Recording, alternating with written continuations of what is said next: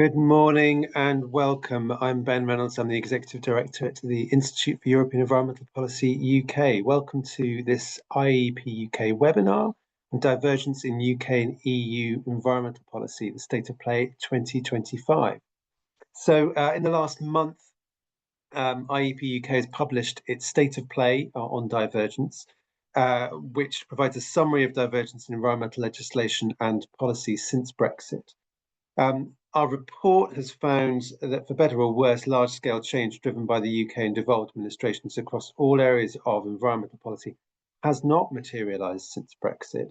However, the UK has taken the rulebook that the EU and the UK have shared up to 2020 and built on it. It's amended and revised that rulebook by tightening up and strengthening some of those environmental rules that we both once shared and created, and it has created tougher new environmental laws. The UK has chosen, in large part, not to keep pace with the EU, improving and strengthening those environmental rules. And this webinar is going to be diving deeper into the report's findings, particularly its key messages and recommendations for both the UK and EU, with the help of a wonderful lineup of speakers. You have probably by now realised I am not the advertised chair for the session. Helena Horton has had to send her apologies. We will be sharing in the chat some of the links to the extensive coverage that The Guardian did of this report, but sad not for her to be able to join us. Viviane Gravey has agreed to join as a panellist rather than chair, so we're able to free her up to speak her mind, and I have stepped in to chair the session. Just to introduce our speakers, so first up we will be hearing from Michael Nicholson, our Head of Policy at IEEP UK. Michael is the Head of Policy with more than 15 years of experience in environmental regulation. He is responsible for formulating and executing strategy for IEEP UK's work and managing our programmes of activity, and subsequently worked at the European Union Network for the Implementation and Enforcement of Environmental Law, IMPEL, for over 10 years. We will also be joined by Joël Reland, who's a senior researcher at the UK and a Changing Europe, an independent academic think tank looking at UK and EU relations. He's written on those relations for a range of leading media, including Financial Times, The Observer, The Times, The Independent, and New Statesman. Dr. Viviane Gravey, who's a senior lecturer in European politics at Queen's University, Belfast, and also a board member at IEEP UK. Since moving to Northern Ireland in 2016, Viviane has been researching the impact of Brexit on UK and environmental agricultural policy and governance, and the interplay of Brexit and devolution as part of the Brexit and Environment Network, which she co-chairs. She is also currently chairing the review of environmental governance in Northern Ireland. Also pleased to be joined by Patrizia Heidegger, who is the European Environmental Bureau's Deputy Secretary General and Director for European Governance, Sustainability and Global Policies, and she leads the EEB's work on sustainable development and environmental justice, and follows intergovernmental processes at regional and global level, including the UN Environmental Assembly. For the full bios, hopefully you will all receive the attendees pack, which go into much more detail in terms of the background and experience of our guests today. Before I hand over to Michael Nicholson, who's going to be kicking us off with a presentation on the report's findings, just a few housekeeping points. So firstly, the meeting is going to be recorded. Secondly, we would welcome any questions from you, but please put these in the Q&A box. We have left the chat open, so please use the chat to post relevant links. So links in the chat, questions in the Q&A box. So without further ado, I'd like to hand over to my colleague Michael to present some of the findings of the report. Michael. Thank you, Ben. Good morning, everybody. My name's Michael Nicholson. I'm the Head of Policy here at the Institute for European Environmental Policy UK, and I'm delighted to be able to present the findings of our latest report, Divergence in UK EU Environmental Policy State of Play 2025 report. This is part of a long-running programme of work that IEP UK has been doing at tracking and assessing environmental policy and legislative divergence between the EU and UK as well as between the four nations of the UK since Brexit. The report also builds on a summary state of play report that we produced last year, and my colleague Ed has put a few links in the chat already. Thank you. You'll see on our website two things that I'd like to draw your attention to. First of all, a rather lovely looking dashboard, interactive dashboard. I know we all like interactive dashboards these days. You'll be able to read all about the different thematic, environmental thematic policy areas in more detail there. More on that shortly. But secondly, if you're less tech savvy like I am, then you can just download and read the full report as well. Next slide, please, Holly. Before I sort of really get into it, I'd just like to say a few opening words about the concept of divergence. As I said, this is something we've been looking at for several years now at IEP. I just want to say right at the top that we don't think that divergence in the laws and policies after Brexit between the UK and EU is in itself good or bad. As many of you know, the UK and EU shared many of the same environment and climate related rules and policies up to the point of Brexit. And so it was perhaps almost an inevitability that after Brexit, both might go in different directions, make changes to its laws and policies at different speeds, or consider how to solve problems in different ways. What we're most interested in here at IEP UK is understanding the effects and consequences of this divergence. What we see is that there's often an unnecessary or unhelpful form and level of divergence, and this is happening more as time goes on. After all, the UK still resides in the same European ecosystem. We're geographically very close to the EU. We share a land border on the island of Ireland. We share marine resources in the North Sea, for example, and our air pollution can become transboundary and so on and so forth. As well as the fact that our economies are so closely entwined and politically we still share many of the same long-term goals and objectives. We've produced several papers to explain further what we mean by divergence, as well as what the motivations for and against divergence might be. And there are some links on the screen at the moment for you to read at your leisure. Next slide, please, Holly. So what have we said in our report? Well, some headlines. 2025, 5 years after Brexit. So the UK, in our view, has been outpaced by the EU in strengthening its environment and climate related laws. In short, the UK has fallen behind in a number of thematic areas, and our conclusion is that it has chosen not to keep pace. The UK has diverged by default. The common rule book on environment and climate policy that the EU and UK once shared up to the point of Brexit has been significantly amended by the EU. The EU has tightened up existing laws, the ones that the UK and EU shared when we were a member, but has gone further by creating altogether new laws in a range of areas as well, which deliver those higher standards and protections for the environment and climate.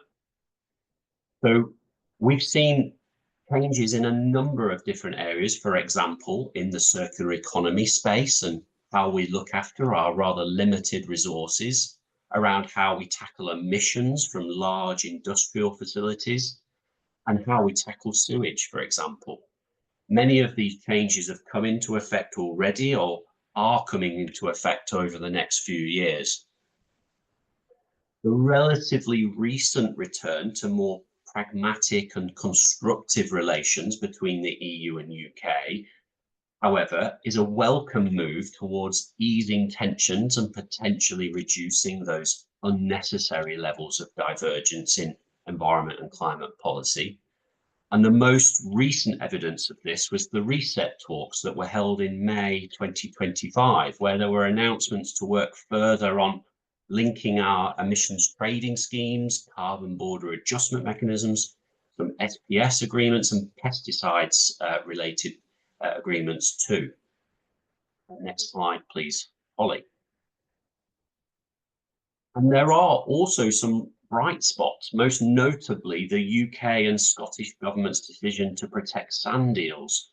This is a major win for the environment and a relatively rare example of the UK government using its post-Brexit independent policy-making powers in an environmentally progressive way. The UK has not, as Ben was saying at the top, by and large regressed, gone backwards from the levels of environmental protection that were in place at Brexit, at the point of Brexit in 2020. In other words, the UK does not, broadly speaking, have weaker laws than were in place when it left the EU. However, the spectre of regression hangs heavy. The current version of the UK government's planning and infrastructure bill would still, in our view at least, represent a regression and undermine those well-established nature protection laws. And looking ahead, however, the overall picture is becoming less predictable. It's becoming more mixed. Both the EU and UK are preoccupied with economic growth. This has often and unnecessarily, in our view, been translated into regulation equals bad, environmental protections equals blocking economic growth. And this narrative threatens positive and progressive actions taken by governments of all colours on both sides of the channel over the recent years. Last year in 2024, there was a marked and distinct shift or change of tone by the European Commission, led by Commission President von der Leyen. There has emerged, after European Parliament elections, a sizable caucus of MEPs, members of the European Parliament, who are pushing to either weaken or stop a range of environment and climate measures. And though this was beginning to emerge before the European Parliament election, it has become more marked after the election. And the European Commission has responded by introducing a package of reforms to either delay or water down, and in one specific case, withdraw a proposal on planned environmental laws. And we'll probably come on to that in our Q&A session later. But closer to home here in the UK, the situation is more mixed and at times somewhat confusing. The new UK government, for example, at Westminster has gotten past its Product and Metrology Act, which is a signal perhaps from the government that it might want to selectively align with certain things, product standard rules, which can impact on the environment. The reset talks, as mentioned before, show a willingness to align in some policy areas. And of course, I've also mentioned the sand eels point. Yet the portrayal of nature protection rules as stymieing economic growth, the bats, newts and snails as blocking economic development and construction, are very concerning indeed, at least in what we would consider to be unnecessary rhetoric being used by government ministers. And that somewhat obscures the positive and the progressive actions being taken by this UK government on environment and climate, as well as previous UK governments. Next slide, please, Holly. So those were the key headlines for our 2025 report, but I'd just like to say a few words in terms of the actual process of what we've done and how we've come to these conclusions.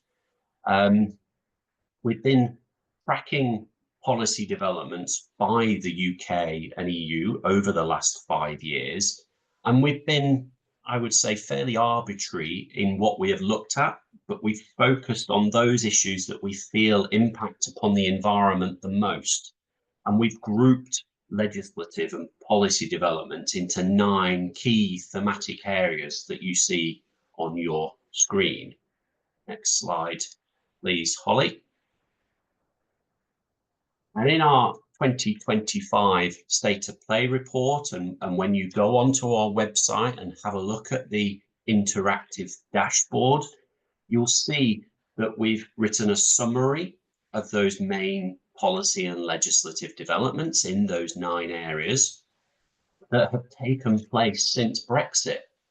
And what we've then done is made a colour-coded, rather qualitative assessment as to the relative levels of divergence of each of the 4 nations, or the UK as a whole, versus the EU. Our work to capture this story, whilst aiming to be comprehensive, is ultimately a subjective one. And you may not agree with the conclusions we've drawn or the colour-coded assessment that we've given to any one of the 4 nations or any one individual thematic topic. Indeed, we've had some feedback from several quarters already, and we would welcome feedback from anyone listening today too on what you think we've assigned to each of these areas. We plan on making updates to our divergence tracker over time to build that story as we go along. Next slide, please, Holly.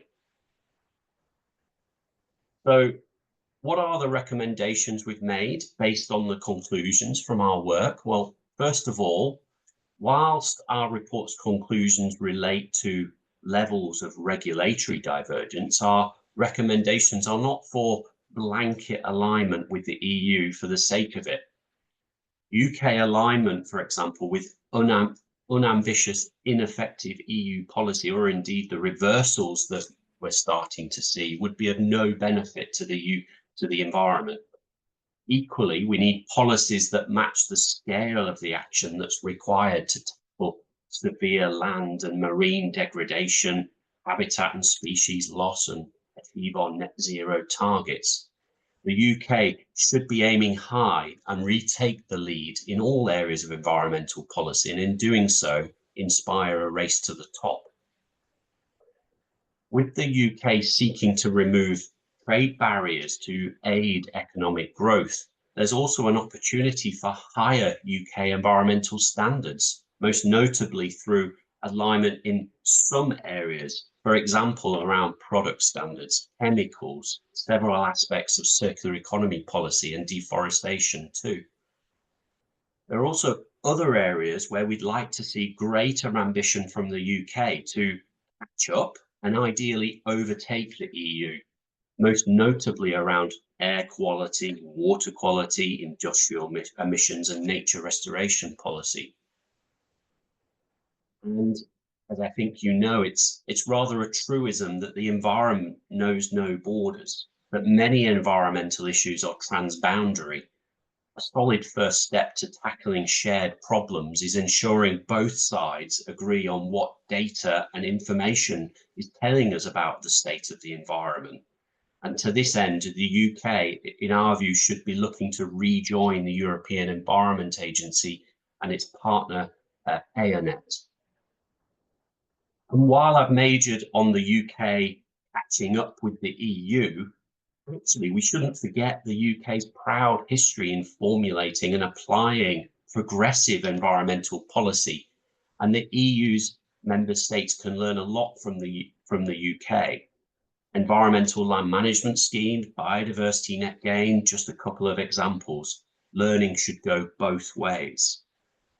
And finally, the UK should increase the priority given to cooperation on international environmental issues, including developing joint positions and sharing long-term perspectives and plans, for example, at the upcoming COP meeting and so on. Working through existing forums set up, for example, through the Trade and Cooperation Agreement is helpful, but more frequent exchanges of information are required. as well as a further loosening of the operational constraints between officials working on policy files would help. Now that's me. Thank you very much, Ben, and thank you everybody for listening. I'll pass back to you now, Ben. Brilliant. Thank you very much, Michael. Raising a lot of really interesting points there that be good to come back to when we start to put some questions to yourself and the whole panel. But I'd like to open this up to the rest of the panel and to take some introductory remarks from our panelists. And I wondered, Viviane, if I might bring you in first, actually. Your work with Brexit and the environment, in fact, a lot of long work on environmental divergence, but that divergence isn't just about, I suppose, legislative or regulatory, but also around governance, and that's not something we've touched on as much. I just wondered if you might reflect on that. Yes, thank you very much, Ben, and thank you for the invitation.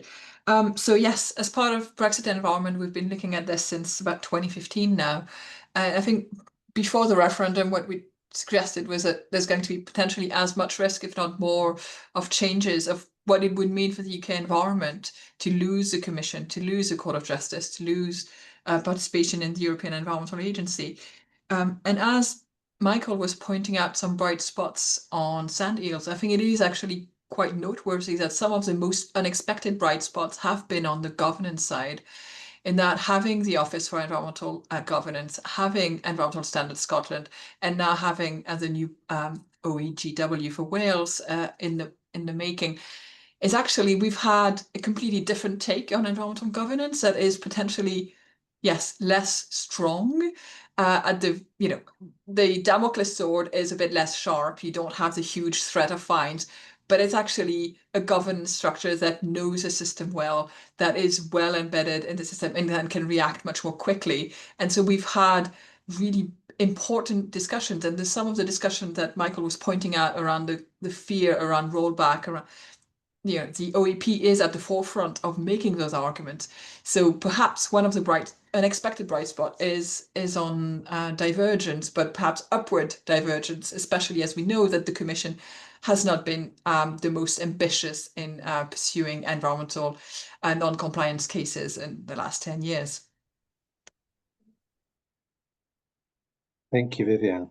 I wonder if I might bring in Patrizia, I suppose, to bring in an EU and wider European perspective to this issue of divergence, and I guess maybe sort of touching on a little bit of the state of play in the EU.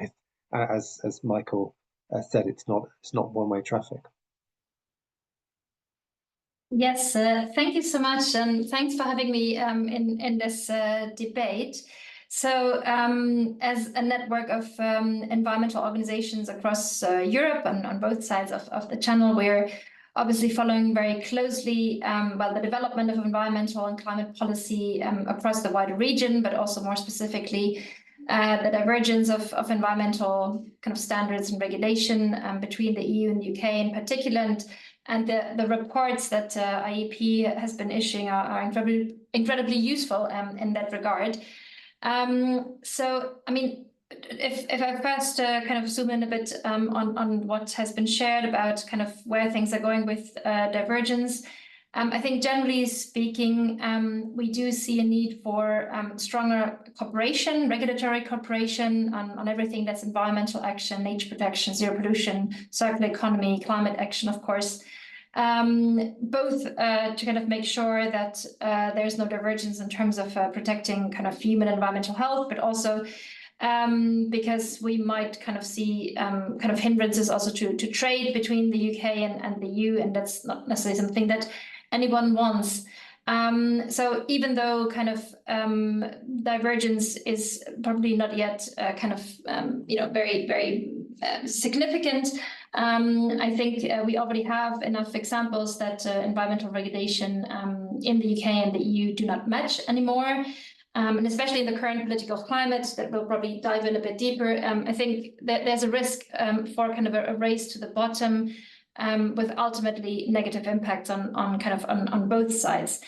So more specifically, I mean, there are several areas of concern for the EB and our network, but kind of one area of concern is chemical policy and especially the restriction of hazardous substances, where we have seen that the EU is somewhat faster in restricting substances of concern. Well, not fast enough, if you ask us, but still faster than the UK side.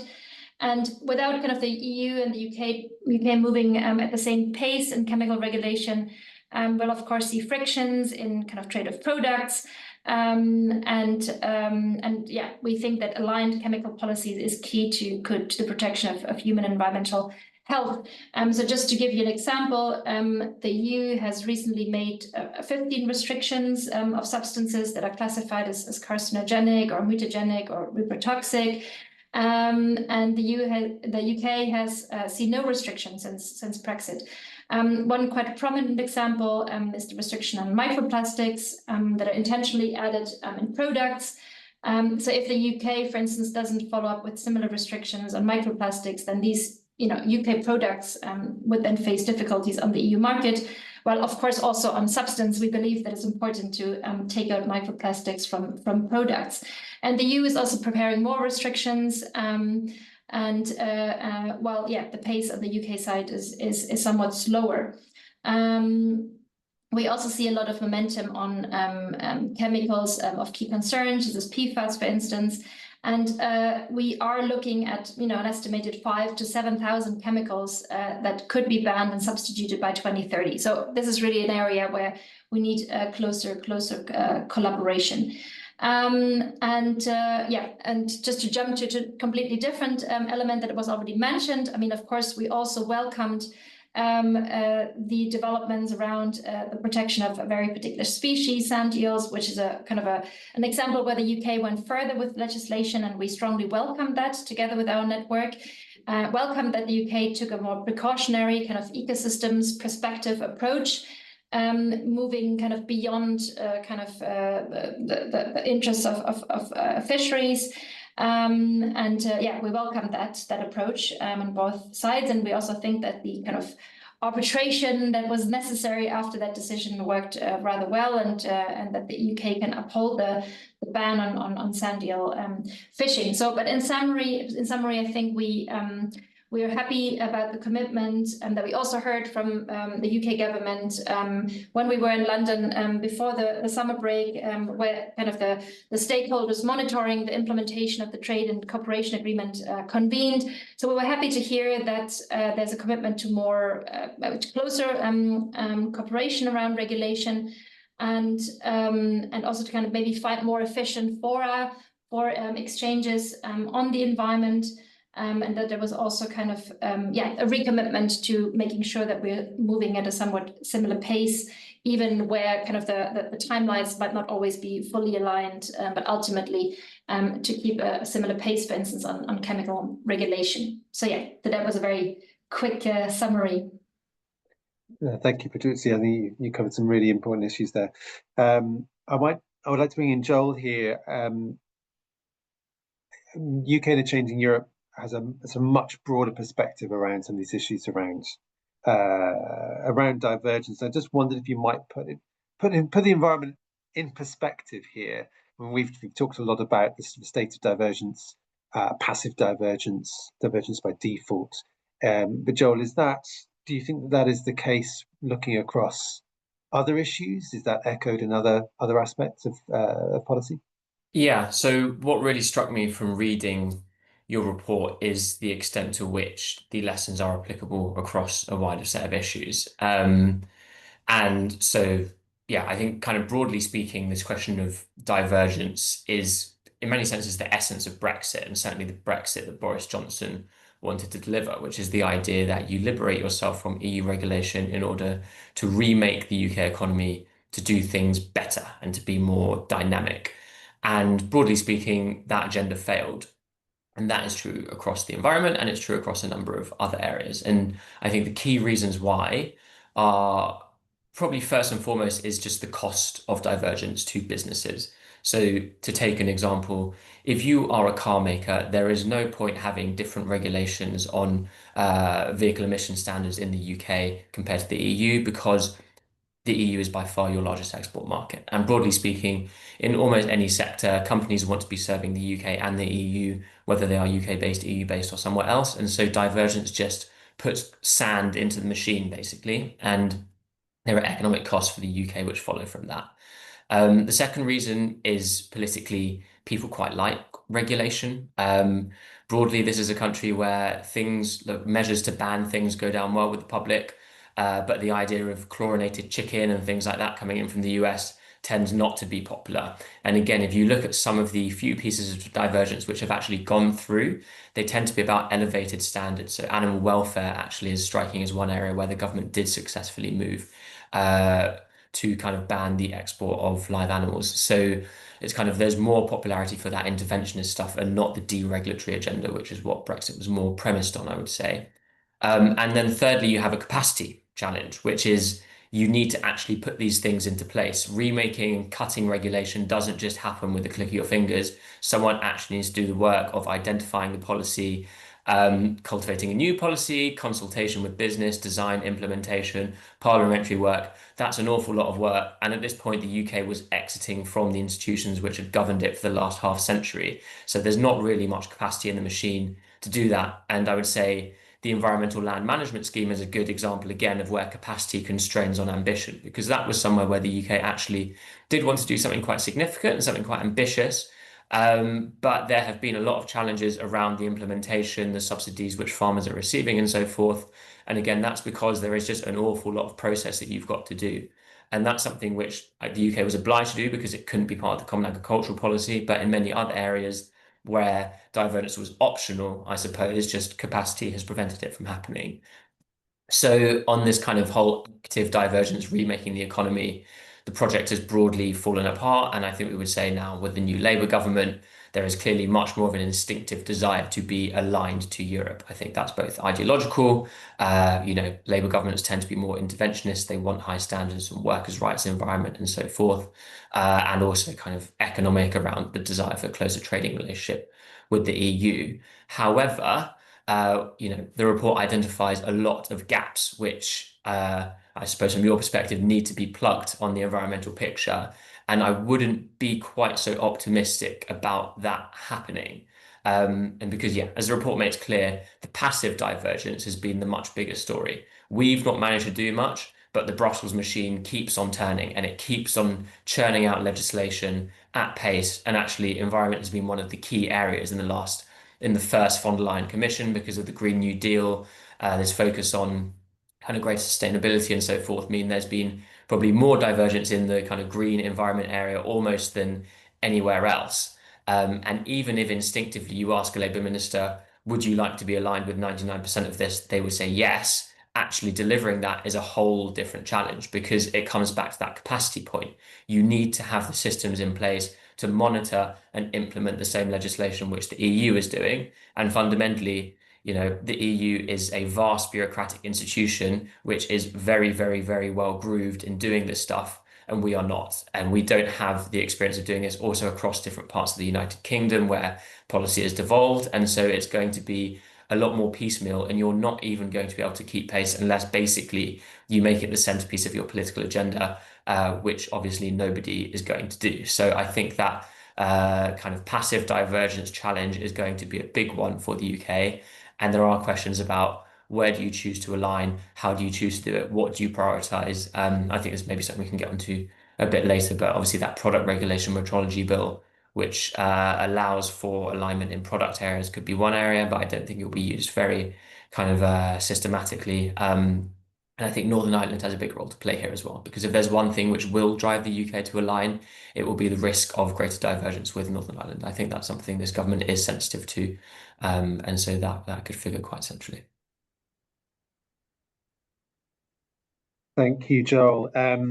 I'd like to sort of actually come back to you and on one of the questions, but before I do that, I just want to encourage people to put all the attendees to put any questions they've got for the speakers, for the panelists, into the Q&A box. But Joel, you talked about your skepticism on the ability for the UK to realign, whatever the appetite might be. And I guess that takes us on to the UK EU reset in May, which looked at a handful of different areas of policy, some which touched upon the environment, but also more broadly around the reset in relations between the EU and UK. What's your take on how significant that is, and what you think might stem from that, more broader than the what was in the agreement, and I guess how quickly do you think that might move? Yeah. So I think what is most significant about the reset is less than the substance of any particular agreement which is on the way. It's the UK commitment to what we call dynamic alignment, which is the idea that you sign an agreement with the EU, which means you are subject to a set amount of their regulation now and in the future. So when they change their rules on animal plant health, you automatically have to adopt that as well. And that is significant because it really crosses a quite significant political boundary, which was this idea of the UK not being a rule taker, and that previous Conservative governments rejected any notion of agreement with the EU, which would mean us being subject to legislation set by Brussels. And the fact that this government is willing to do that does open up greater kind of options for what you're able to do in terms of integrating your economies. And I think it's also striking that in the last couple of weeks, Nick Thomas-Symonds, the Minister for EU Relations, has come out and quite publicly defended that argument in a way where previously Labour's EU policy was broadly to keep it as far away from public attention as possible. He's kind of made an intellectual case for why you would trade away some sovereignty over your regulations in exchange for economic benefits. So I think there's a growing confidence that the British public also supports that in a kind of Trumpian world where the US is not seen as such a reliable ally, and Europe really seems like the UK's kind of natural home. So in terms of coming back more to the environmental question, can you do?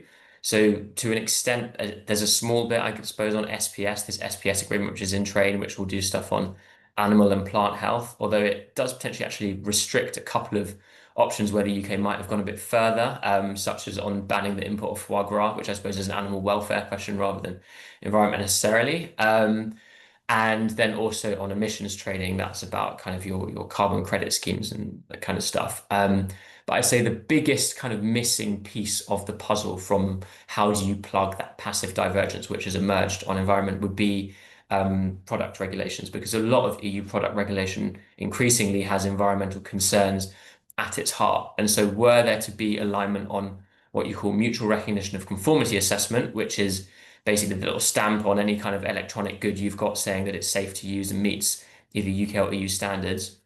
If those were aligned, you would have to have underlying alignment of your product regulations, which would mean alignment on everything from eco-design to sustainability, recyclability of goods. And so that would, in one fell swoop, cover off quite a lot, actually, of the passive divergence, which has emerged. And the real question is whether that's something which the UK government would be willing to broach, because it's another significant amount of alignment, even though I think in principle they probably do want to maintain standards there with the EU, and also whether the EU would accept it as well, because they sort of won't endlessly let the UK, what we call cherry pick its relationship, where it can selectively come back for access to different parts of the single market wherever it likes it. So at some point they will say, no, we won't give you any more deals on alignment in standards unless you give us a bigger contribution in return. So that might be accepting freedom of movement, making payments into the EU budget or something like that. So it's not an easy thing to do, but in theory, it is an option. Thank you, Joel. I would like to come back to that point on product regulation and mutual recognition shortly, but sticking with the reset, Patrizia, I wondered if I might bring you in, and I guess just to give your perspective from a EU point of view about how significant this is. Obviously, for those of us who work in this, from a UK point of view, this is significant, but I'm not sure if it's even making any headlines in Brussels at all. But yeah, it'd be good to get your perspective. Yeah, sure. So no, I mean, when we understood that the summit would happen in May, and what was kind of what the intention was. I mean, we also identified that really as a key moment, and we made sure that as a network of environmental organizations, we also contributed ideas and recommendations ahead of the EU-UK summit, because we really felt that was a moment to maybe shift things back to to give the whole discussion kind of new momentum, and also to kind of come up with new forms of collaboration and recommitment, especially also to kind of collaboration around the environment. So it was definitely a very significant moment, for commitment or recommitment to cooperation on various fields, as others have mentioned. And we also saw kind of that commitment to cooperate around climate and energy and the environment. And so, I mean, just one example that we followed with great interest. I mean, energy, for instance, energy cooperation was an important area of discussion during the summit.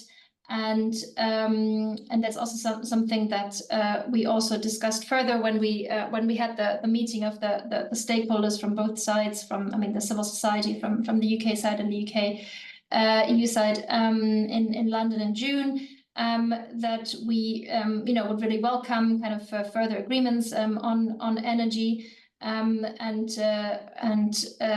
because we need that close collaboration, not only for energy security and kind of energy prices, but of course also for net zero. Where we are in a situation where we have, of course, very integrated markets, and we need kind of more efficiency there.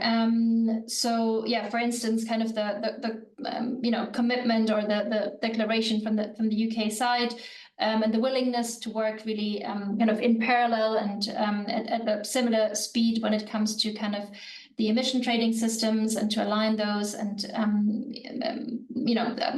that was, for instance, one element that we found kind of a very good example for that recommitment to cooperate, but also an understanding that this is absolutely necessary. Thank you, Patrizia. Keep those questions coming in, attendees. It's great to see a few of these. We'll be touching on those in about 10-15 minutes. But just to kind of run through a few other points first, I wanted to come to you, Viviane. You touched briefly on this in your introductory remarks. So another feature of this year's research is our focus on four-nation policy divergence, where previously we'd really looked more broadly at UK and EU, but of course, with a lot of policy, environmental policy being devolved, it's a much more complex picture than that. What's your take on how much divergence there has been in environmental policy between the four nations, and how have any controversies, for example, around the Internal Market Act, how have they affected any potential divergence in policy? Thank you so much for that question. Yes, so I think IEP here with this report does show the really important, we can't actually talk really about UK EU environmental policy without looking at what's happening in Scotland, Wales and Northern Ireland. Divergence, the first message here is divergence is not a post-Brexit or post-referendum thing. Divergence is a devolution thing. So you have had divergence in environmental policy since the devolution settlements of the 90s, if not before. And so what we have here is long-standing differences in how the environment is approached, how it's looked at. So here we can note, for example, Wales especially has been very keen, and with Future Wellbeing of Generation Act, for example, as kind of just taking on completely different approaches. It's not just having slightly different standards, but conceptualizing the environment differently. But the key point that Joel was pointing at that is limiting the UK's ability to keep up capacity is even more felt.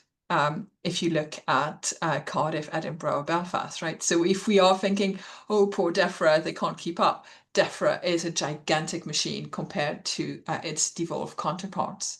So even if you have perhaps less turnaround and in terms of devolved administration, so you tend to have more experts perhaps in those departments than in central government.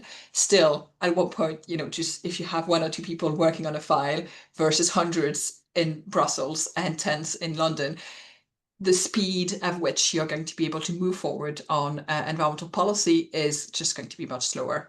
And so what we're seeing is, kind of pick and choosing and having to really kind of choose one or two areas of environmental action where you're going to focus. So for example, for Northern Ireland, what we are facing right now is a huge crisis with Lough Neagh and the death of the biggest lake in Ireland and the UK. And so this is the big environmental story is, can we actually solve what's happening with Lough Neagh? You're going to have different priorities. And that's also why we've had such a big delay in Wales with them pushing first on agricultural policy and on environmental policy before turning to environmental governance, which is a different choice than what England, Northern Ireland and Scotland did, where they established their regulators quickly. So that's a broader picture. But then, of course, you mentioned the UK Internal Market Act. And that, as part of, going back to what Joel was saying as well, as part of that big Brexit vision, that Boris Johnson Brexit vision, that was also like linking to external trade and the idea of wanting to then limit internal divergence to allow for quicker trade deals as well externally, but also to put the devolved administration in their place. I mean, you do have a very strong, especially in the last 10 years in the Conservative Party, a strong anti-devolution agenda that was not helped with the big tensions with the SNP in Scotland. And so the idea of trying to revisit the key kind of principles of the EU internal market around non-discrimination and around, and just put it in a way that actually was defending regulation in the devolved. So what we've seen, things like Scotland putting a huge amount of effort from 2014 onwards in developing a deposit return scheme for bottles, including glass. This was, legislation that had been signalled, that had been passed before the Internal Market Act came into being, and yet still the Internal Market Act was used to prevent Scotland from rolling this out. It was also used to prevent Scotland from banning, glue traps for, so this is like from the very big environmental policy to a tiny, tiny issue and the same use. So here we're seeing some changes potentially signalled by the Labour government. They have been doing a review of the Internal Market Act. They are not following what Scotland or Wales would want to do, which is get rid completely of it, but they are signalling that they are willing to consider, as with the EU Internal Market Act, that other public policy objectives matter, and that you can perhaps sometimes think that environmental policy matters more than just unfettered trade between the parts of the UK. So we are seeing some positive movement, but definitely what we have seen, and if you look at the minutes of intergovernmental meetings between the environmental ministers, you see the tone of those meetings is rarely very positive, and there's been a lot of feeling that not only the devolved administrations don't have much capacity, but they can't even then get to choose where they spend that capacity, because they have to deal with things like Retained EU Law Revocation Act instead of following their own agenda. And when they want to do something, they're being blocked by London. So having actually a better discussion and better kind of ways of working between London and the devolved administration would change things quite a lot. Although now, as a final point on this, we're in an interesting situation where perhaps the relationships are getting better, but the environmental ambition appears to be fast disappearing in London. So that is also then potentially leading to difficulties where we had that hope that, finally Scotland and Wales would be able to follow a more ambitious environmental agenda because Labour would not stand in their way. But Labour may indeed stand in their way because of its focus on economic growth and on limiting regulatory powers. So you've raised some interesting points there, Viviane. For the perspectives, I suppose, of the environmental movement, this economic argument around alignment works both ways. So where with some aspects of environmental policy, we might argue that the UK alignment with the EU could aid economic growth and as a byproduct benefit the environment. Sort of it works the opposite way, perhaps, with four nations, that there's a desire there for environmental leadership and a race to the top, which is stymied by that argument around alignment. it'd be good to bring in some of the other panelists. I'm not sure, Michael or John, if you wanted to comment on this, but I'd be really interested if there is this desire from the UK to realign with the EU. How does that trickle down in terms of four-nation policy? How much say does the UK have to go in there and say we're going to realign when some of this policy is devolved? I mean, I don't know how the mechanics of that actually work in practice. I don't know, Michael or Joel, if you wanted to come in and respond to that or to some of Viviane's thoughts.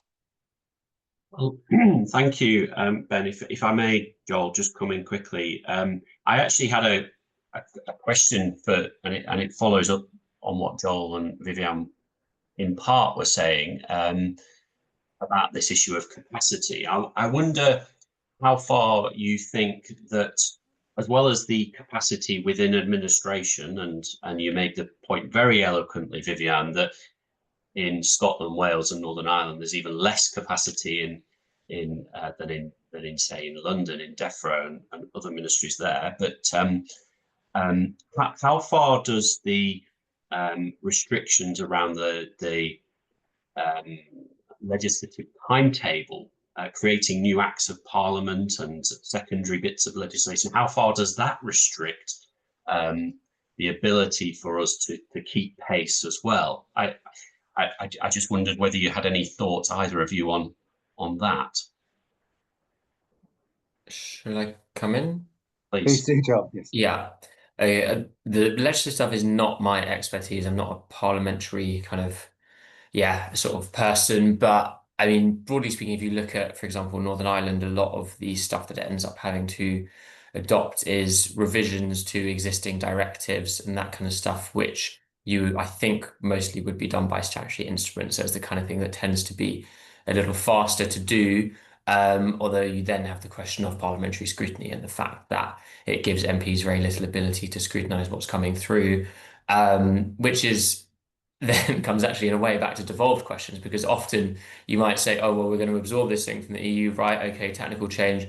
But if you don't think through the four nations angle, that's the kind of little technical problem which can actually lead to issues further down the line. So it's there's a benefit in terms of expedience, but there is a real democratic question there around what you're missing out when you do that. And then thinking more broadly about how four nations sort of thinking comes into the reset.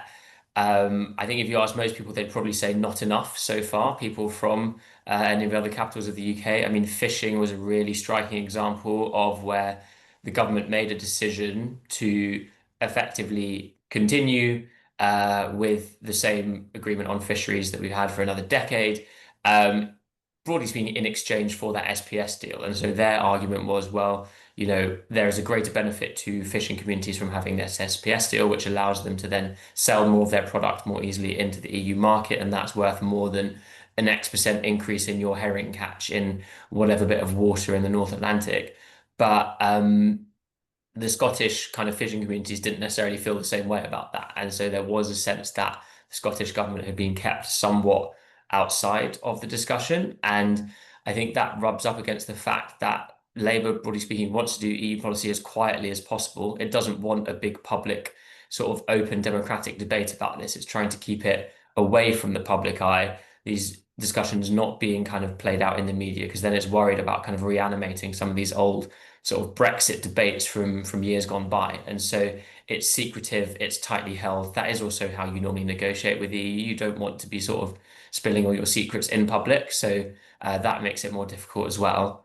But then just thinking about a slightly different side is I do think the Northern Ireland question, something I touched on earlier, does sort of give government some pause for thought. So one example here would be, I can't remember whether it was the Stormont break or an applicability motion was triggered over the application of an EU regulation on chemicals, substances labelling in Northern Ireland. And the government basically said, no, we're not going to block this. You're going to have to adopt it. But we see merits in this regulation and we will look into doing this on an all UK basis. So effectively, when politicians in Northern Ireland signal their concern about the application of new EU law in Northern Ireland, that is starting to become a trigger for Westminster to take a look and say, okay, can we do the same thing in order to prevent there being divergence between Northern Ireland and Great Britain?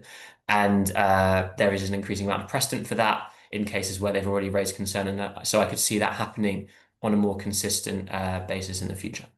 Thank you, Joel. Viviane, if I could bring you in, and then Patrizia, I want to come to you. Yes, I think it's just to go back to Michael's point on legislative capacity. I think we really have a tension here between having, because I think DEFRA and its equivalents in the devolved have to fight for parliamentary time anyway, as relatively a small department that doesn't have much political weight behind them. And so what you end up is having to then decide how you spend that parliamentary time. Is it about developing your own domestic agenda, using those Brexit freedom to do things differently, or kind of making sure that you don't keep on diverging too much? And one is something you can much more sell to your, to your constituents as something, something positive. It's not, you're not just catching up and making sure that you're not falling off. You're actually developing a different vision for the environment. And so we really have that tension. And what Joel was saying around the approach to EU policy should strike alarm bells in many ways, in terms of, one of the big arguments of Brexit, whether you believed in it or not, was about, taking back control and having, more ownership and more discussions around, compared to the undemocratic EU. And what we're seeing is actually a lot of those rules are then going to be adopted in the UK system in a much less democratic and transparent way than it would have had in the EU system. But at the same time, we just can't afford to be as transparent and to take as much time with consultation, because otherwise we wouldn't get anything done. So we're really in this tricky situation where you would want that transparency, you would want those consultation, and you just can't make them happen in practice. Now, on Northern Ireland as being the way that we can keep the UK kind of more aligned with the EU, I think it really depends how trade related the measure is. And you do have some parts, for example, Single-Use Plastics Directive, which was added to the then Northern Ireland Protocol in December 2019, still hasn't been implemented in Northern Ireland, even though it would only take, a statutory, it would only take an SR there. So some of those rules still haven't been done because there was for a very long time just political back and forth. Is it London that should do it? Is it Northern Ireland? So I think it can be used to signal changes and to signal alignment. But I think, on that point that Joel was mentioning, I'd like to see when the UK government actually does it, because there's a lot of talking about, yeah, sure, that sounds like a good idea, we should do this. And then it might take 2, 3, 5 years before we actually do it. And so in the meantime, you do have that intra-UK divergence, and it has clear environmental and also economic impact. Thank you, Viviane. Patrizia, I wanted to come back to you and I guess refocus the discussion around EU perspective. Your thoughts around the significance of the reset, but also, I suppose, to touch upon the omnibus package of reforms and pressures around simplification, which would suggest the EU might actually backtrack or at least slow down implementation of some of its commitments. And I just wondered if there's any areas of particular concern to you. Sorry, throwing a few questions at you. Yeah, no, absolutely. And I think, listening to what the colleagues are explaining, not, having that level of insight that you have, it's already obviously very complex. The question of kind of alignment and anyhow, the kind of the diversity of kind of different environmental policy within the UK, and then the question of alignment. And now with exactly what you've mentioned, a lot of uncertainty that we're now facing with kind of where we're going with environmental policies at the EU level. I guess that is only going to add complexity. But maybe one step back, you said it earlier on, of course, in kind of the previous EU level political mandate, we saw this kind of extremely rapid development of new environmental policies or review of existing policies. And of course, member states still have to catch up and actually, transpose these new laws into the national legislation and to actually start implementing those laws, finance, the mechanisms that were put in place, etc. And of course, there's still a big gap. I mean, not talking about alignment of the UK, but talking about the implementation of these laws across the EU member states. And, there's really good research on all various parts of environmental and climate legislation that was developed that really shows the implementation gap across member states. So that's already a challenge in itself. But as you've said, we have kind of moved quite quickly from those 5 years of kind of developing, literally 100 new pieces of legislation or reviewing those into kind of a political mandate where, there is a big risk of actually turning back the wheel and kind of also undoing some of the decisions that were just taken quite recently, which creates a lot of legal uncertainty at the moment for the member states of the EU, but of course also for businesses and other stakeholders. We are very concerned by this trend because there is obviously, and that's probably not any news to you, I mean, that very strong narrative around the need for simplification and, how, business is apparently kind of suffering from, the fact that too many environmental policies were developed and that they're heavy and bureaucratic. So, I mean, that narrative is very strong across Europe, and that also led the Commission to this kind of promise of, as they call it, simplification. But I mean, simplification is one thing and deregulation is another thing. And unfortunately, under the political pressure and around the European elections last year, I mean, the Commission came out with this kind of promise of kind of doing away with kind of 25% of the red tape and, reducing 35% of the cost burden on businesses. So, I mean, we see kind of a risk for deregulation where this is not really based on any evidence. I mean, these kind of percentages are kind of, rather random. It just sounds good, 25% of red tape. But again, there's no evidence that, there is too much red tape in one specific area and then you got to take 25% away.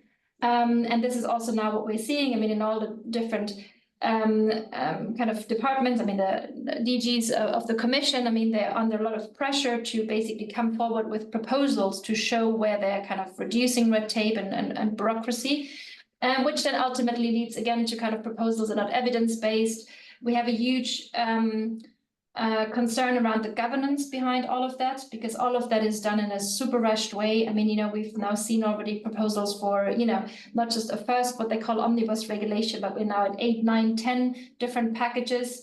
So this is coming at an incredible speed, which means public consultation and kind of impact assessments are all kind of thrown under the bus. And we don't really know where this is going. So, I mean, we're concerned with different areas. I mean, nothing's really safe, but I mean, we're now waiting to see what they call the environmental omnibus, where, for instance, industrial emissions, might be, I mean, the regulation there might be reviewed. And there's also threats on kind of an omnibus on kind of agriculture. Chemicals has already been announced. So, I mean, there's a lot of areas where we're concerned. But yeah, there's a lot of uncertainty what will finally be in those packages. But what is clear is that it's clearly going beyond simplifying, let's say, reporting duties, but we're really looking at certain really substantial elements of legislation. And that will, yeah, as I said before, create a lot of uncertainty for those that are implementing those laws, but also for companies and other stakeholders. Thank you, Patrizia. Michael, yours coming. Yeah, thank you. That was a really excellent overview, Patrizia. I think one of the, just maybe to be fair to those who are seeing too much environmental legislation, I think there is an argument that there has been rather a lot. I mean, the first term by von der Leyen, the first Commission term, which roughly coincided with Brexit, 2019 up to 2024.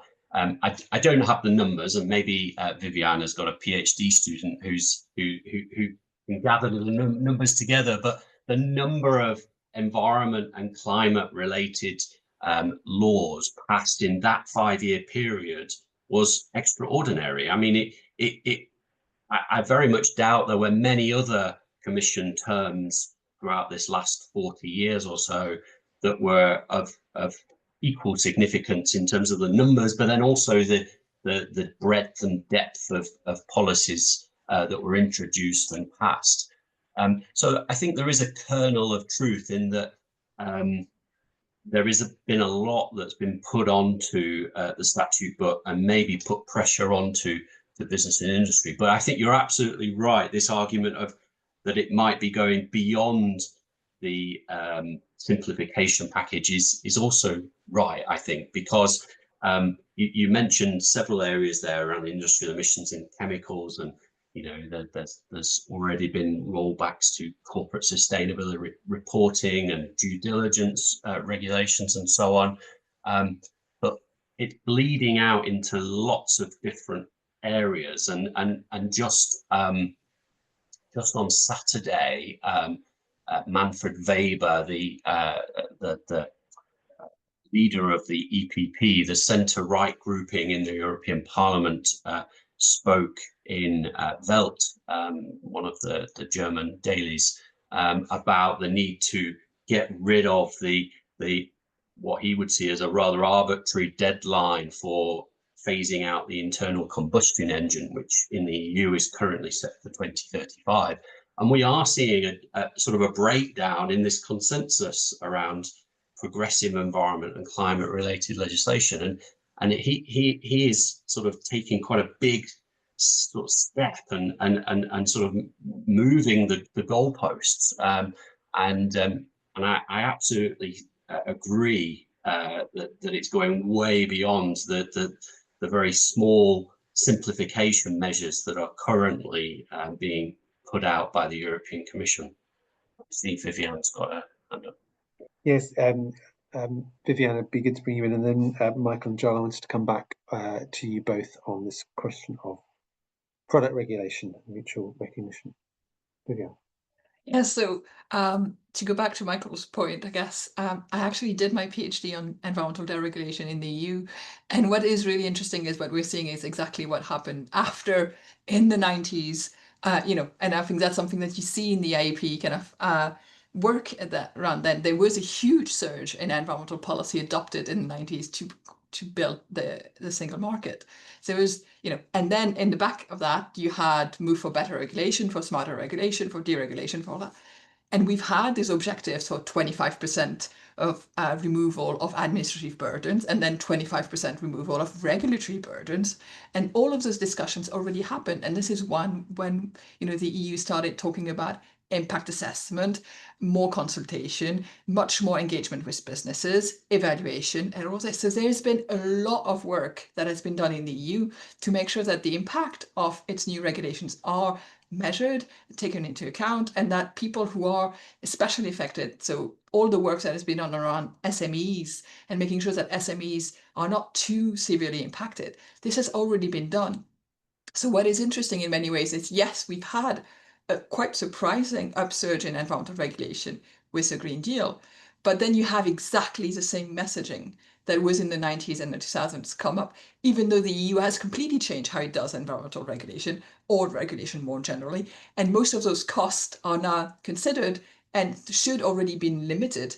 And so in many ways, you just can never please the deregulation agenda, and you can never appease people who want deregulation, who just don't understand the purpose of it. So I think it does put the Commission and more broadly the EU institution in a tougher spot, because so much that could be done to try to show that costs are measured, costs are addressed, and all that has already been done. So you need to also find it's the same problems that are raised more or less with justification, but most of the solutions have already been used. Thank you, Viviane. Joel, I wanted to bring in some of the questions from the attendees, starting with one from Nigel Haig around some comments you made emphasising the lack of capacity in the UK, but also suggesting that the Product Regulation Metrology Act would be little used. Nigel asks, surely the Act enables the UK to stay aligned with all the many EU products and chemical standards. And I wondered if you might weave in, I guess, a response to your point earlier about mutual recognition, and how might the Product Regulation Metrology Act be used for that? Is that fit for purpose, or is something else required for that? Yeah, so I mean, for the uninitiated, the Product Regulation of Metrology Bill, I don't think it's an act yet, it is an act. Oh wow. Okay, I need to get up to speed. Snuck There in we at the go. end of July, I think. Um, so the bill, the act, as it is, effectively, among other things, gives the government powers to replicate EU regulations, legislation related to the environmental impact of products. So that's quite a wide-ranging thing. You know, in theory, regulation about AI can be about the environmental impact of an AI product, but in a much narrower sense, it's probably going to be a lot of this stuff we talked about earlier about kind of the updating of existing EU legislation to which we were previously aligned, stuff like eco-design, which now covers a broader range of things, and also focusing more on the sustainability, recyclability, reusability of goods and so forth. And the government in its own kind of explanatory memoranda says this is a way to prevent kind of unwanted gaps opening up that might leave UK consumers exposed to, for example, electric bike batteries that have a tendency to self sort of immolate, or it might also, and it's also about avoiding divergence with Northern Ireland. So it's a way that you can quite quickly, rather than having to remake legislation all on your own from scratch, you say, we're acknowledging this change in the EU rulebook and we're going to kind of mirror it in our own legislation. So it's a bit of a quicker way of doing it. So you could do that in lots of different ways, but to come back to the reason why I don't think that will happen is firstly that capacity thing of just how much are you really going to be able to track and kind of mirror when you have so many other things going on within government. And secondly, because it's just politically quite a strange thing to do if you are becoming like an EU shadow state. It's kind of both domestically, I think that would kind of provoke attack from opposition parties and saying just blindly copying all this EU legislation without doing any kind of scrutiny of it. And also from the EU side, I think there might be a little bit of a question of what are you doing here? This isn't how kind of partners tend to work together. If we have an interest in alignment in this area, we need to discuss it in a different way, which then brings you to that question of what would mutual recognition look like, which is a different form of agreement because the clue is in the word, it's mutual. It's not the UK unilaterally saying, okay, we're copying EU regulation X, Y, and Z, but it's you sign an agreement which says that the UK would, well, actually, it depends on exactly how you do it. You can have two different forms. This is very techy. But one form is mutual recognition basically says we acknowledge our standards as equivalent. So if a good has a CE mark on it, which is the EU kind of certification, it is good enough to be sold in the UK. And we actually do that already. So you can have a CE marked good sold in the GB/NI market. But it doesn't work the other way. So a UK CA mark, which is the UK equivalent or the GB equivalent, cannot be used, cannot be sold in the EU. So mutual recognition would be to say these goods can cross in both ways, but the EU won't sign up to that because they don't really like it. Broadly speaking, because it would take business away from their certification bodies. So rather than everything having to be certified in the EU, stuff could be certified by UK bodies instead. And their argument is why would we sign up to this? What's the benefit for us? Especially because we can already sell all our CE goods in your market anyway, so there's no benefit.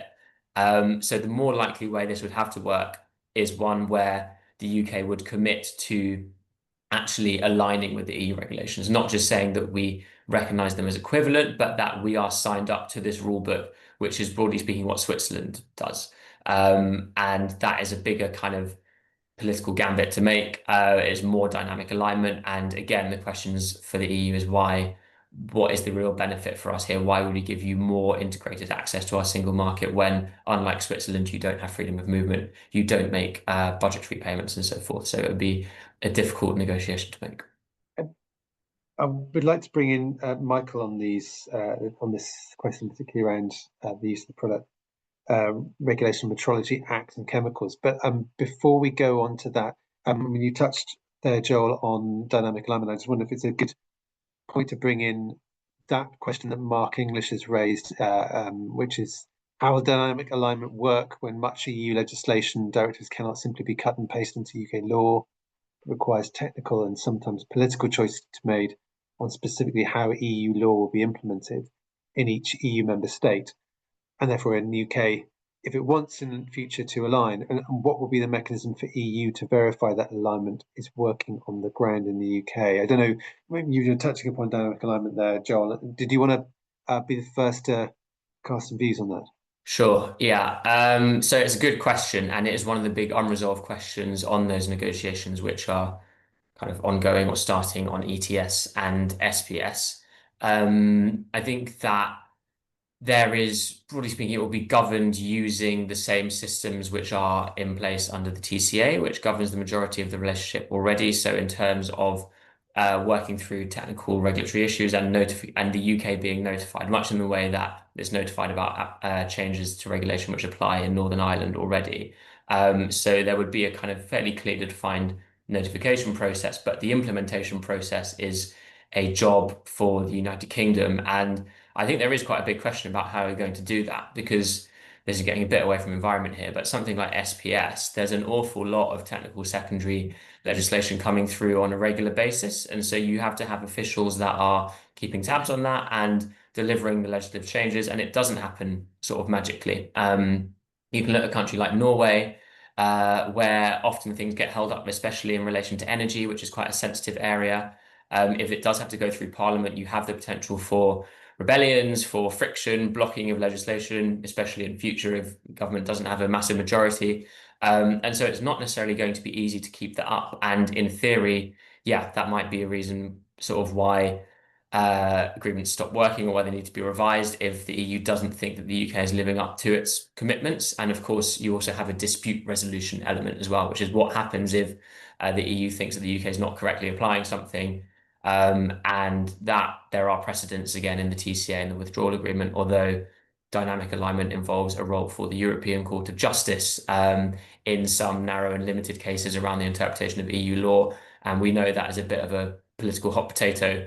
You can't really avoid it. It's not actually a massive role for the court, but don't be surprised to see Nigel Farage talking about it even when these agreements become law, because all European courts kind of will become interlinked in political debate, and it will be, I'm sure, mapped onto ECHR and all that stuff, even though they obviously have nothing to do with one another. Wow, opening a lot of can of worms there. Michael, I wondered, did you want to sort of respond on this point? Well, firstly, around the product regulations and the point on chemicals, and any other perspectives on what Joel has said, or the question that Mark raised in the Q&A around dynamic alignment.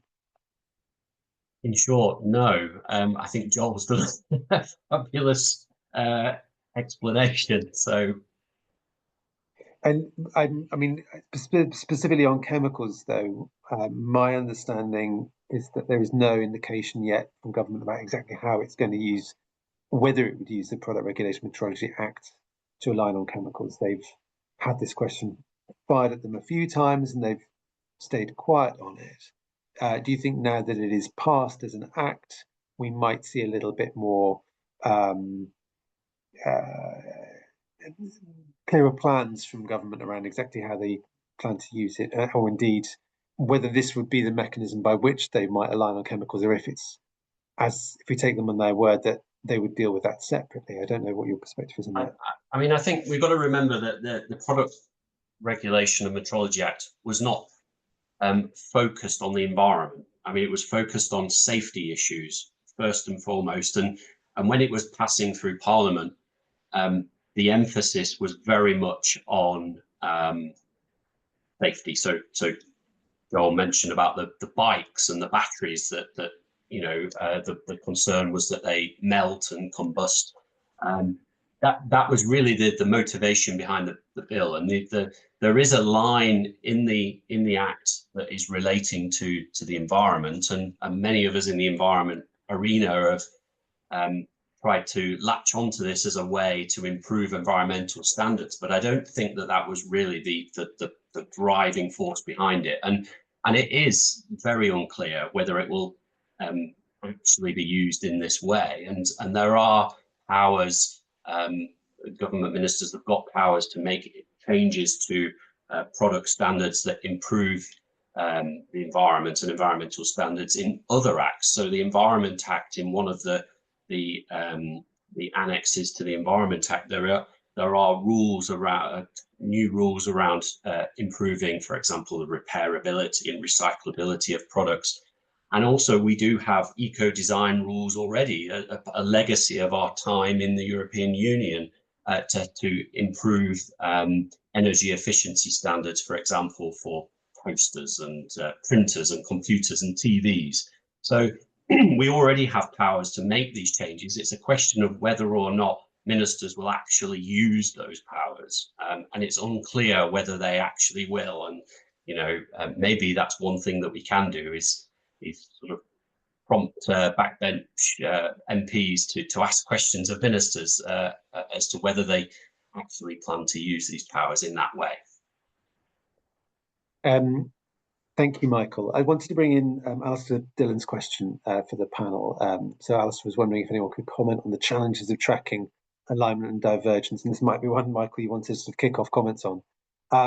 So Alistair particularly referred to the minutes of the October 2024 meeting of the Trade Specialised Committee on the Level Playing Field that they were already published just last week, making it very difficult to understand at any one time what divergence issues are causing concern to the EU and UK respectively. Is that does that resonate with you, Michael, in terms of one of the sort of the challenges, or indeed anyone else on the panel? Well, I mean, first of all, as somebody who works in an organisation that tracks and attempts to assess and analyse environmental related issues related to divergence, I would encourage them to come and speak to us. But I know, for example, Joel has a very excellent publication on a quarterly basis, I believe, tracking divergence and providing an assessment on the likely impacts of those divergence across a whole wide range of issues, not just on environment. So I would encourage people to go and sign up to Joel's papers that he publishes on a regular basis. And also there is an excellent bit of work that is done in Scotland by the Constitution Committee in Scotland that Lisa Claire Whitton from Queen's, I believe she is, Viviane, who also works to produce work tracking divergence in relation to Scotland. So it is being done, but it is increasingly difficult. There's so much, and it's a question of scope and how far you go, and there really is, a lot of change, and it's only sort of getting bigger and more complicated as time goes on. But maybe Joel wants to add to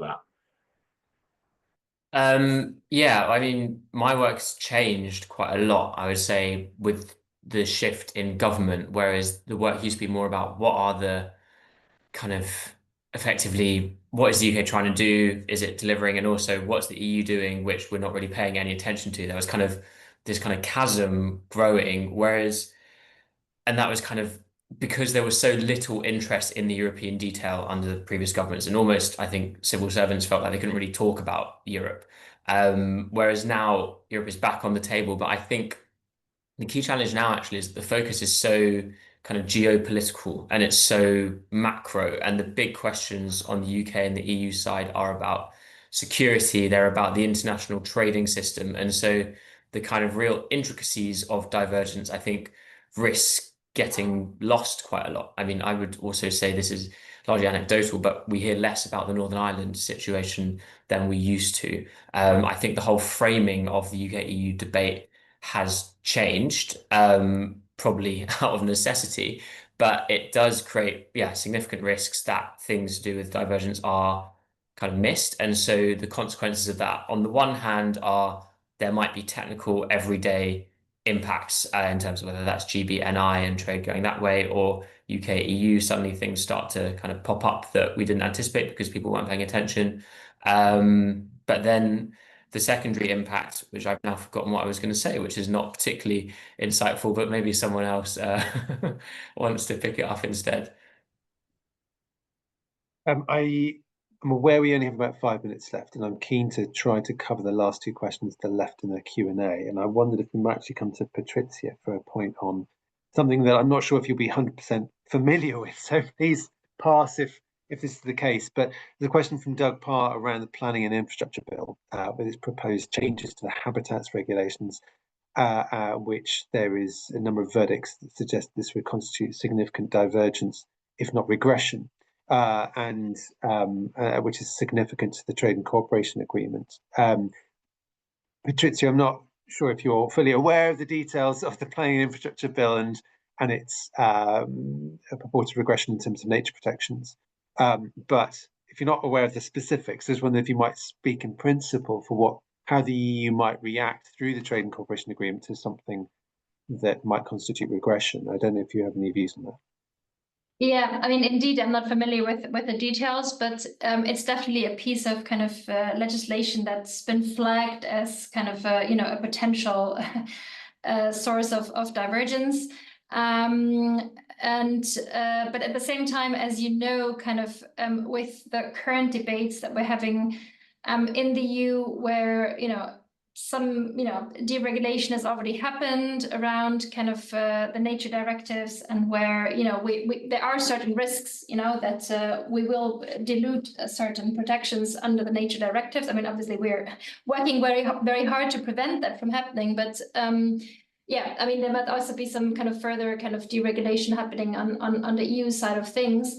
So that's going to be very, very interesting to see. But yeah, but I can just say that it's been kind of flagged as one piece of legislation to follow very closely.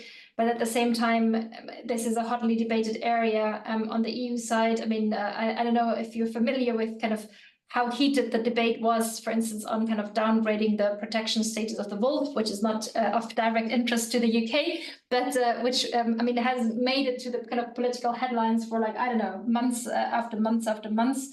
So yeah, it's definitely a piece of legislation where, let's say, from the environmentalist point of view, I mean, we would have to make sure that yeah, there's some joint efforts in actually kind of strengthening the standards rather than diluting them. But yeah, again, I'm not too familiar with the details of the UK proposal, but we'll keep a close eye on those developments. Thank you. I appreciate putting you on the spot there. I'm going to ask all the panelists to do a 30-second to 1 minute roundup of any further remarks that you've got. I appreciate I haven't had a chance to come back to you for responses and all the questions that we've raised in the last few minutes. But I wondered if you might weave into your responses on a positive note any policy areas you think there are opportunities for the UK to be more ambitious or encourage a race to the top with the EU, given the question from Alison Hoare in the Q&A. And also bearing in mind all the challenges that go with that. I'm not sure if there's anybody that would like to go first on any identifying areas where there's potential for more ambition, or indeed any other final remarks. I'm happy to kick us off, Ben. Yeah, good question, Alison. I think for me the big one, and it follows along the same lines as the products issue, is around eco-design. There's a new regulation on the EU side called the Regulation on Eco-Design for Sustainable Products, and it goes far beyond the previous version of this bit of legislation that the UK implemented when we were a member, and it covers many more issues than the bit of legislation that we brought into our statute book. So this is something that I think we really ought to be looking at very closely and learning a lot of lessons from. Several individual specifics around product passporting and actually using the example and the experience that the EU generates through revising standards for a whole range of different thematic product areas over these next few years. So that's the thing that I would like them to look at. Thank you, Michael. Joel, might I put you on the spot next? Yeah. So I would say the CBAM, and this is slightly, so this isn't just about linking your ETS, but obviously ETS linkage exempt the UK from the EU CBAM.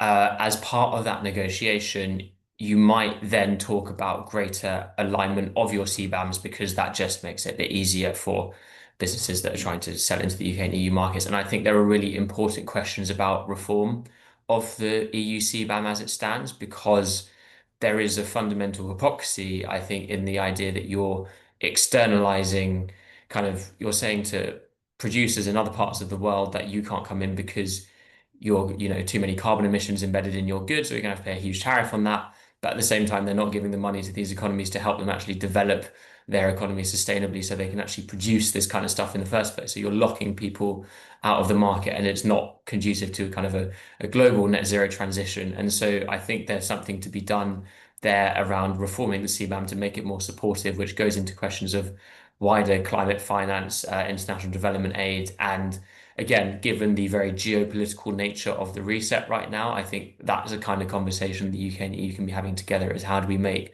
our CBAMs more fair and just internationally? Thank you, Joel. Viviane, any final remarks? I'm really struggling to be upbeat here, Ben. But I guess in many ways it is easier for the UK to be more ambitious compared to the EU, because the EU is currently being less and less ambitious. So I think it's really important, and it poses a huge question for the environmental movement in the UK, though, around, is it better to push for alignment with the EU and for dynamically aligning with the EU, or to push for developing an own homegrown domestic agenda on environmental leadership? I think it is, and that's a huge question for the devolved administration as well, who've put a lot of, it is the same thing, aligning with the EU and being environmental ambitious in the same thing. And for the next 5 years at least, that's not going to be the case. Albeit, I think the progress that has been made in the EU over the last 5 years still constitutes high standards in many areas. So even if it's rowing back, it may well still be more ambitious than the UK. The question is how low can the EU go, how quickly? But I think you raise a really important point, and looking at things like marine policy, this might be an area where the UK wants to build on its sand eels and go much further. Is the UK actually, does the UK government really care about environment? Is that its main priority, or is economic growth its priority? And therefore, might hooking onto the tails of alignment with the EU and a closer collaboration with the EU poses a better chance of higher environmental standards than purely for environmental reasons alone? I think, yeah, it sort of opens up lots of different possible areas. Any final remarks, Patrizia, before we close? Well, just to say, I mean, I fully agree with the points that were raised by the colleagues. I mean, indeed, product policy is an area of great interest, and an area that has developed quite quickly. And I think where there's also kind of, I mean, in terms of explaining why this is important, I mean, there is also the business argument kind of for alignment on kind of product standards, both for kind of facilitation of trade, but of course also because, there's consumer interests and health interests. And I think, and there's the aspect of kind of, driving innovation in kind of, with European products. So I fully agree with that one. And maybe one final remark on one area that we haven't touched upon, but that's also of great interest to us, is we are preparing for the upcoming member meeting of the parties of the Aarhus Convention, which the UK is part of, and where we closely collaborate also with environmental groups on the UK side. And one thing that we've been particularly concerned with is the situation of environmental defenders and kind of the rollback of rights that we've seen across the region, but in particular also in the UK. And we're planning kind of an event to raise awareness about this at the meeting of the parties in November. And I think that's one area where we also kind of maybe increase our activities to raise awareness and to push for more ambition across the region to kind of protect the fundamental principles of democracy, and to also link that to the discussion of deregulation versus further development of environmental policy and kind of good governance and rule of law and protection of environmental defenders. Thank you, Patrizia. And thank you to all the speakers. That just leads me to make a few concluding remarks. I was really taken by a number of things that you said, and I suppose just to kind of capture a handful of the points, kicking off with, I suppose, Michael's reflections on the report and our state of play report, which generally are tracking a divergence by default from the UK, and the hindrance that this might pose to trade from divergence in environmental standards. And as Joel said, divergence putting sand in the machine, and I guess this is a point around capacity, which many of the speakers made, and how that constrains ambition, both in terms of regulation, but also in terms of that legislative capacity.